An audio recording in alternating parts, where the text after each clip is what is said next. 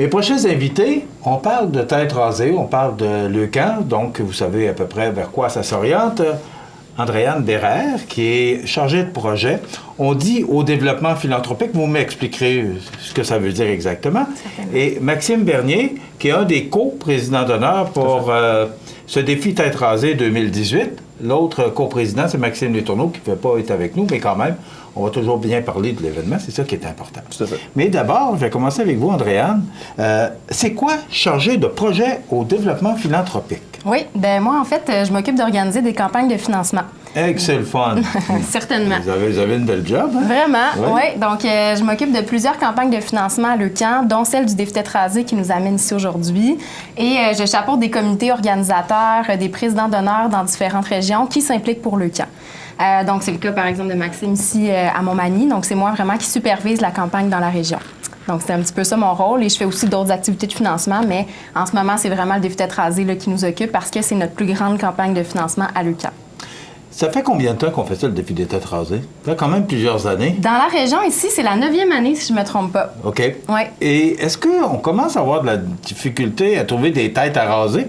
Bien, c'est sûr qu'il y a beaucoup de gens dans la région qui ont mis leur tête à prix au cours des dernières années. Je pense à l'année passée, à l'année précédente, on a eu là, beaucoup de participants qui ont relevé le défi. Cette année, on en a un petit peu moins. Toutefois, on en a beaucoup qui organisent des défis tête rasée qu'on dit personnalisés. Donc, que ce soit un défi d'entreprise, un défi dans une école, à la maison, on voit une augmentation de ce type de participants-là. Mais toutefois, c'est vrai qu'on en a un petit peu moins, mais on est quand même confiant qu'on va aller chercher plusieurs participants cette année. C'est pas tout le monde qui a le goût de se faire raser le coco, Maxime. Non, c'est ça. J'étais pas le plus chaud à l'idée, mais bon, comparé à ce que les enfants vivent, moi, je trouve ça complètement futile, comparé à ce qu'ils vivent vraiment. Fait que j'ai mis ma tête à prix, en fait, avec un de mes bons amis, Maxime Letourneau. Fait que le 9 juin, on passe. On sait que les parents ont passé parce que les pères ont accepté de se faire raser. Jacques et le père de Maxime ont accepté de se faire raser. C'est déjà fait? Oui, c'est ça. Ça a été fait, en fait, là, au lancement de la campagne conférence de presse. Donc, nos deux pères respectifs se sont rasés. Et donc, ils ont passé aussi, le co-président d'honneur également s'est rasé à cet événement-là. Vous connaissez Maxime parce qu'il a déjà fait des chroniques ici, des chroniques financières pour Sunlight. C'est ça, c'est en plein ça. Pourquoi avoir accepté, Maxime, un tel défi? Ben en fait,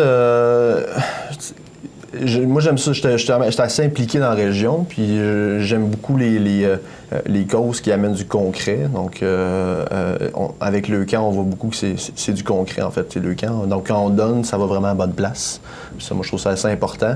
Puis, écoutez, moi, j'ai vécu une enfance en santé, chose que plusieurs personnes dans la région n'ont pas vécu. Donc, moi, je trouve ça important de faire ma part de ce côté-là, en essayant de regrouper un peu la population derrière le camp pour cette année. Les dernières années, ça a été extrêmement... ça s'est bien passé, en fait, les défis. Donc, il y a des grosses sommes qui ont été amassées pour la région. Ça a été très spectaculaire, même le camp. Oui, mais c'est ça. Mais le défi commence... c'est une soixantaine de mille, il me semble, qu'on avait été chercher l'année passée. L'objectif plus que ça, si je ne me trompe pas, Andréane, c'était plus que 100 000 qui ça a été ramassé. 102 000 l'année passée, mais c'est une année vraiment record. J'ai l'impression... c'est 102 000? Oui, ça a été... la marche est haute?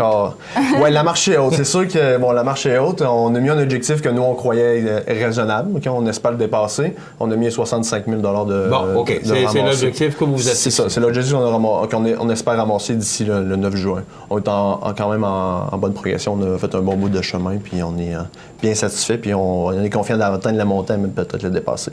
OK. C'est quoi la stratégie? Comment on fait pour ramasser de l'argent comme ça? C'est des gens qui acceptent de se faire raser ou tout simplement on va chercher des dons dans des entreprises? Parce que t'es quand même homme d'affaires aussi. Oui, c'est ça. Bon, en fait, les plusieurs façons de donner, c'est soit de donner déjà un participant qui est déjà inscrit sur le site. Donc, on va sur le site des défis tête rasée. On choisit la région, OK? Donc avec le lieu de rasage qui est le Café Bistrot au coin du monde. Et à ce moment-là, on a la liste des participants et on peut donner directement sur le site. Via une carte de crédit, ou on peut aller voir le participant qui est déjà inscrit et lui remettre un chèque ou de l'argent liquide. Et également, nous, en tant que président d'honneur, souvent notre travail, c'est d'organiser des événements. Donc, on a fait plusieurs événements au courant de l'année, en fait, depuis le mois de janvier. Donc, on a commencé avec la journée hivernale pendant la relâche. Donc, on a fait une journée pour les enfants au Parc Saint-Nicolas avec des structures gonflables et tout. Oui, je me souviens. Puis, comment ça s'est passé? On a ramassé une bonne somme. C'est sûr que la température était plus ou moins de notre côté. À cette journée-là, c'était extrêmement froid, mais on a eu quand même à peu près 200-250 personnes au cours de la journée. Fait que ça a super bien été. Et par la suite, on a organisé un cocktail dînatoire aux Arts de la Seine ici. Donc, les Arts de la Seine nous ont aidés. Donc, c'est un 5 à 7 qu'on a fait. On vendait des billets. Donc là, on a ramassé à peu près 3 000 $, 3 000 $. Plus même. C'est ça, donc un peu plus que 3 000 $. En fin de semaine, on a eu le 11 et le 12 mai, on a eu deux événements de suite. Donc, on a eu le karaoké au Fort Fréchette Ford, à Montmagny. Donc, une soirée karaoké. On a ramassé environ 1 500 $ là. Que ça a été organisé par Benoît Lévesque et sa conjointe Marie-Josée.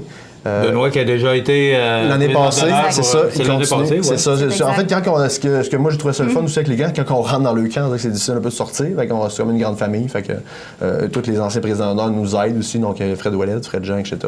Benoît Lévesque et Marc Boulet qui sont les anciens présidents d'honneur, donc sont beaucoup en appui avec nous.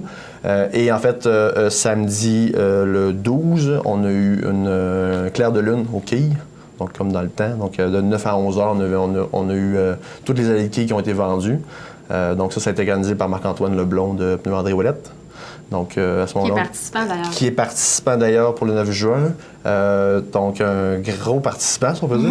Et ça va très bien sa campagne, je dirais. Donc, il a organisé un événement aux quilles, ramassé à peu près un peu plus de 2 000 $. Donc, ça va très bien. Les événements, on essaie de les enfiler un heure de l'autre pour essayer de mettre un mouvement de l'avant un peu dans la région. Il y a d'autres événements qui s'en viennent. Je peux parler déjà d'un événement qui s'en vient. C'est le tournoi de deck hockey. Oui. C'est encore Marc-Antoine Leblond qui organise cet événement-là. Donc, c'est un tournoi de deck hockey pour les entreprises, mais les gens peuvent se mettre en équipe et participer. Donc, c'est le 2 juin prochain. OK, même si le défi est passé, on continue à ramasser de l'argent pour... Oui, en fait, ça va être la semaine avant le défi. Ouais. C'est okay. Le samedi 2, nous, on se rase le 9. Donc, vraiment, la semaine avant, c'est la dernière activité qu'on organise dans le coin. C'est le tournoi de deck hockey. Donc, c'est 200 $ par équipe. C'est minimum de 4 personnes dans l'équipe. C'est un tournoi de deck hockey amical. Donc, à ce moment-là, on a 16 équipes. Déjà, il y a une dizaine d'équipes qui sont enregistrées. Fait que si vous voulez vous inscrire, soit sur la page de Leucan Montmagny, vous pouvez aller aimer et écrire des messages privés. On va vous répondre, il n'y a aucun problème. Sur Facebook. Sur Facebook, oui, excusez. Sur Facebook. Et sinon, allez voir Marc-Antoine Leblond directement au garage Pneus André Ouellette 2000. Il va vous donner les informations nécessaires. Tous ces argents-là, Andréane, servent à quoi? Bien, en fait, le camp entre en jeu là, dès les 24 à 48 heures après l'annonce d'un diagnostic. Donc, on est vraiment présent à l'hôpital pour soutenir les familles et ce, à toutes les étapes de la maladie et de ses effets. Donc, c'est du soutien psychologique.